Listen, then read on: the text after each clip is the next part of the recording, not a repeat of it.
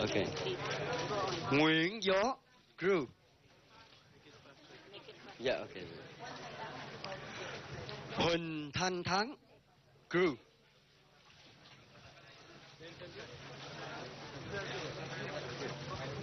Huỳnh Thanh Thắng. Đỗ Thanh Lợi. Võ An.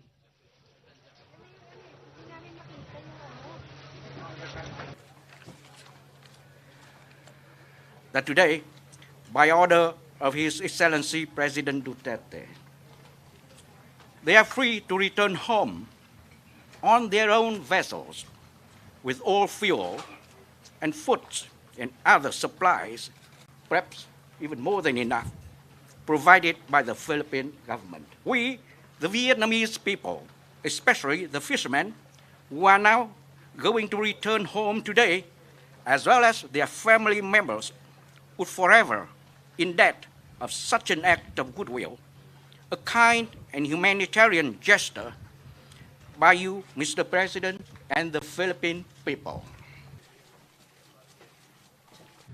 Kaya ako dito, nung nalaman ko sila, sabi ko, no problem, Mr. President. I'll do my best to expedite.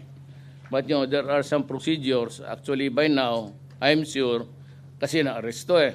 So there will be some recorded incidents there. Mag-akyat na ito hanggang taas. But I will move it in a jiffy. Magmadalian, pero give me time. And I'm very happy that I'm here to send off my fellow human being. Yan ang importante sa lahat eh.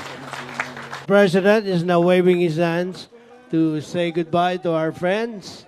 Yan, sila po ay sasamahan ng ating mga Philippine Navy hanggang sila po ay makarating doon po sa hangganan ng Philippine waters. Yan. Sisiguraduhin po na sila po ay mapayapa at maliwalas na makakarating